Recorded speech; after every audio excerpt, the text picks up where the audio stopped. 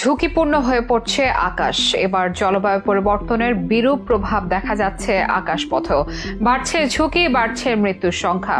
জলবায়ু পরিবর্তনের জন্য শুধু যে প্রাকৃতিক দুর্যোগ আর তার ক্ষয়ক্ষতি বাড়ছে তা নয়, বাড়ছে পরিবেশ আর প্রকৃতিগত পরিবর্তন। এসব পরিবর্তনের সাথে খাপ খাইয়ে নেওয়াটাই হয়ে পড়ছে চ্যালেঞ্জিং। জলবায়ু পরিবর্তনের জন্য দায়ী ক্ষতিকর গ্যাস কিংবা পদার্থ যেমন দূষিত করছে ভূপৃষ্ঠের মাটি, পানি আর বায়ু, নষ্ট করছে পরিবেশ, ঠিক তেমনি মাটি থেকে 1000 ফুট উপরেও দেখা দিচ্ছে নানা বিপর্যয়। এতে আকাশপথে দেখা দিচ্ছে বিমান চলাচলের প্রতিবন্ধকতা, বাড়ছে ঝুঁকি। সম্প্রতি এমনই এক প্রতিবন্ধকতার সম্মুখীন হয়ে তীব্র ঝাঁকুনির মুখে পড়েছে লন্ডন থেকে সিঙ্গাপুরের এক বিমান। এতে মৃত্যু হয়েছে এক আরোহীর। জনমনের প্রশ্ন, তবে কি আকাশপথ হয়ে উঠছে অনিরাপদ? জলবায়ু পরিবর্তন কি বাধা হয়ে দাঁড়াতে যাচ্ছে এভিয়েশন শিল্পের জন্য? সম্ভাব্য এই মহা বিপদের হাত থেকে উত্তরণেরই বা আছে কি উপায়? এসব প্রশ্নের উত্তর খুঁজবো এখনকার বিশেষ প্রতিবেদনে।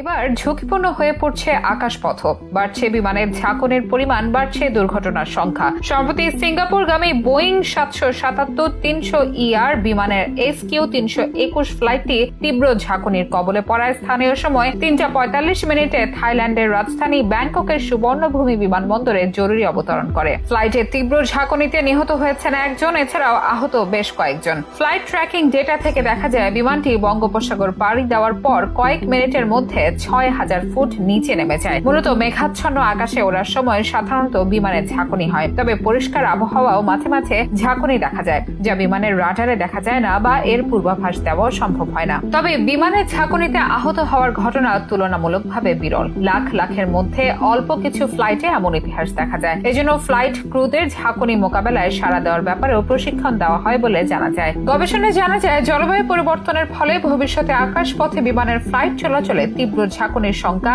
আরো বাড়বে। তবে আগেরকার দিনে এই ঝাঁকুনির সংখ্যা খুবই কম হলেও তা দিন দিন বাড়তেই দেখা যাচ্ছে। জলবায়ুর যে পরিবর্তন দেখা যাচ্ছে তাতে সামনের দিনে এই ঝাঁকুনির সংখ্যা ও প্রভাব দুটোই বাড়বে বলে মত বিশ্লেষকদের। মূলত বিমানের ঝাঁকুনির জন্য দায়ী ভারী মেঘ। বিমান আকাশপথে চলাচলের সময় যথাসম্ভব মেঘ এড়িয়ে চলার চেষ্টা করে, তবে কখনো কখনো মেঘের সাথে লেগে যায় বিমান, তখন মেঘের মধ্য দিয়ে এগিয়ে যায় দ্রুতগামী বিমান। তবে সেই মেঘ যদি হয় ঘন আর ভারী, তাহলে তীব্র ঝাঁকুনি খায় বিমান। সেই ঝাঁকুনি অনুভব করেন বিমানের যাত্রীরাও। আগের দিনে ঝুঁকিপূর্ণ ঝাঁকুনির সংখ্যা খুবই কম ছিল। অনেকের মতে লাখ লাখ ফ্লাইটের মধ্যে হয়তো একটিতে এমন ঝাঁকুনির দেখা পাওয়া যেত।